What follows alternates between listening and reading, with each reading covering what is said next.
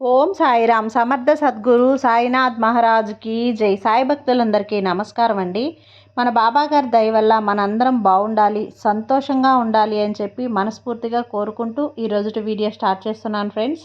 ఇక ఈరోజు వీడియోలో మనం చూడబోయేది ఏంటి అంటే, తల్లి పట్టరాని సంతోషాన్ని ఇచ్చేటువంటి ఒక మంచి శుభవార్తతో నీ సాయిని నీ ఇంటికి వచ్చాను.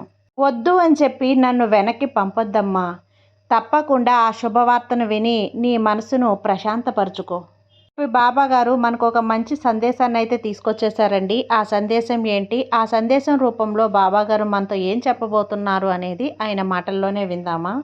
అంతకన్నా ముందు మన ఛానల్లోకి కొత్త వారు ఎవరైనా వీడియో చూస్తున్నట్లయితే ప్లీజ్ సబ్స్క్రైబ్ చేసుకోండి ఫ్రెండ్స్. అలాగే లైక్ చేసి కామెంట్ చేయండి. ఇక కొంచెం సపోర్ట్ చేయండి.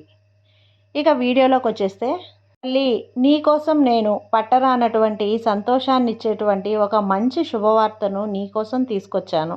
మరి ఇన్ని రోజులుగా నువ్వు అడుగుతున్నావు కదా, బాబా నాకు ఇంతవరకు కూడా సంతోషాన్ని ఇచ్చేటువంటి ఏ వార్త నాకు అందివ్వలేదు తండ్రి.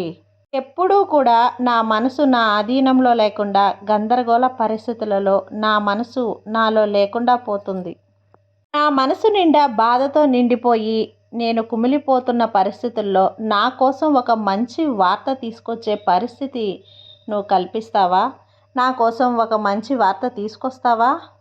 చెప్పు బాబా, నోరు విప్పి నాతో మాట్లాడు బాబా అని నన్ను అడుగుతున్నావు కదమ్మా. ఈరోజు నీ బాబా నీకు పట్టరానటువంటి ఆనందాన్నిచ్చేటువంటి గొప్ప శుభవార్తను తీసుకుని నీ ముందుకు రాబోతున్నాను. ఈరోజు నీ ఇంటికి నీకు ఆనందాన్నిచ్చేటువంటి గొప్ప శుభవార్తతో ఏ రూపంలోనైనా సరే నీ బాబా నీ స్నేహితుల రూపంలో కానీ, నీ స్నేహితురాలి రూపంలో కానీ, నీ బంధువుల రూపంలో కానీ, నీ శ్రేయోభిలాష రూపంలో కానీ ఎప్పుడైనా ఏ టైంలోనైనా నీ ముందుకు రావచ్చు తల్లి. ఆ సంతోషకరమైన వార్తను విన్న తర్వాత నీ మనసు ఎంతో ఆనందంగా ఉంటుంది. నీకు నేను హామీ ఇచ్చి చెప్తున్నాను తల్లి, ఎన్నో రోజుల నుంచి నువ్వు పడుతున్న సమస్యలను, బాధలను చూడలేక నువ్వెంత నలిగిపోతున్నావో, నీ సమస్యను చూడలేక నేను అంతే నలిగిపోతున్నాను. నీ చిట్టి మనసుకు ఎంత గాయమైందో, ఆ గాయం వలన నీ మనసు ఎంత బాధపడుతుందో, నీ మనసుకైనటువంటి చిట్టి గాయం గురించి నాకు తెలియదనుకుంటున్నావా? తల్లి, కష్టం వచ్చిందని భయపడుతూ కూర్చుంటే ఊరుకుంటానా? కష్టం వచ్చినప్పుడు పైకి లేచి దాన్ని తరిమి తరిమి కొట్టాలి. అప్పుడు నువ్వు ధైర్యంగా ఉండాలి, ధైర్యంగా ముందడుగు వేయాలి. ఆ తర్వాత మనసారా నన్ను నమ్మాలి. నన్ను నమ్మాలి అని నేను ఎందుకు చెప్తున్నానో తెలుసా? మీదే కాదు, ఎవరినైనా సరే నువ్వు మనసారా నమ్మకం ఎవరి ముందైతే పెంచుకుంటావో వారిని మనస్ఫూర్తిగా నమ్ము. ఎంత దుఃఖ పరిస్థితుల్లో ఉన్నా సరే నువ్వు నమ్మినటువంటి, నువ్వు నమ్మకాన్ని పెంచుకున్నటువంటి పరమాత్మను ఒక్కసారి తలుచుకున్నావంటే, భక్తితో పిలిచావు అంటే ఆ స్వామి రెక్కలు కట్టుకొని వచ్చి నీ ముందు నిల్చుంటాడు. మీరు అనుకోవచ్చు, బాబాకి నా మనసులో ఉన్నటువంటి బాధలను గురించి చెప్పుకుంటే కానీ తెలియదేమో, అలాగే నా సమస్యల గురించి ప్రతిరోజు ఆయన దగ్గర విన్నవించుకుంటే కానీ ఆయనకి తెలియదేమో. ఇలా మీరు ఎప్పుడూ అనుకోవద్దు. నా బిడ్డల కళ్ళల్లో దాగి ఉన్న కలత నాకు తెలుసు, మనసులో దాగి ఉన్నటువంటి బాధ నాకు తెలుసు. కాబట్టే వెంటే ఉండి నేను వాళ్ళని రక్షించుకునే బాధ్యత నేను తీసుకున్నానమ్మా. సమస్య నీ మీదకొచ్చినప్పుడు నువ్వు అధైర్యాన్ని చూపవద్దు. అధైర్యానికి అసలు ఏమాత్రం కూడా చోటు అసలు ఇవ్వవద్దు.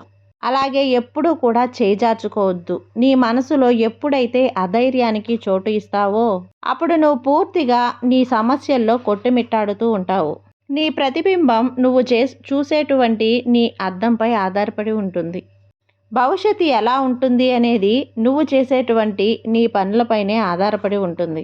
కాబట్టి నువ్వు ఆలోచించేటువంటి విధానం ఎలా అయితే ఉంటుందో నువ్వు ప్రవర్తించే తీరు కూడా అలానే ఉంటుంది.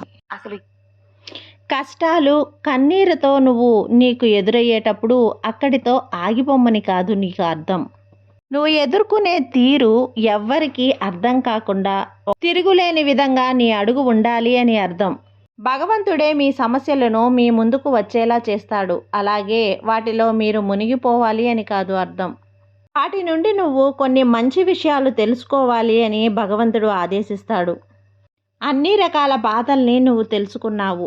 నీ పని నువ్వు చేసుకునేటప్పటికీ అన్ని బాధ్యతలు నీపైనే వచ్చి పడ్డాయి.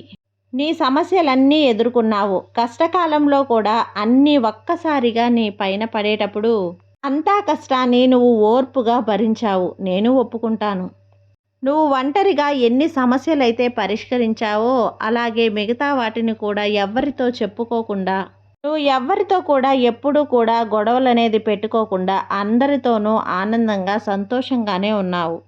ఎంతమంది ఉన్నా ఎలాంటి కష్ట పరిస్థితుల్లో ఉన్నా కూడా నువ్వు ఎవ్వరి ముందు చెయ్యి చాచలేదు. నీలో ఉన్న దాంట్లోనే నువ్వు సర్దుకుంటూ నీ జీవితాన్ని సాగించావు. అలాగే నీ చేతులు ఎవ్వరి ముందు చెయ్యి చాచి అడిగే పరిస్థితి అనేది తీసుకురాలేదు. ఇవన్నీ తెలియక నిన్ను కొంతమంది ఇబ్బంది పెడుతూ ఉంటారు. వాళ్ళు నీ గురించి, నీ మనస్తత్వం గురించి తెలియక ఎన్నో రకాలుగా ఎన్నో మాటలను అంటూ ఉండేవారు. మురుగుతూ ఉన్న కుక్కలకు నువ్వు ఎలాంటి ఆశీర్వాదం అలాగే ఎలాంటి సంజాయిషి చెప్పుకోనవసరం లేదమ్మా.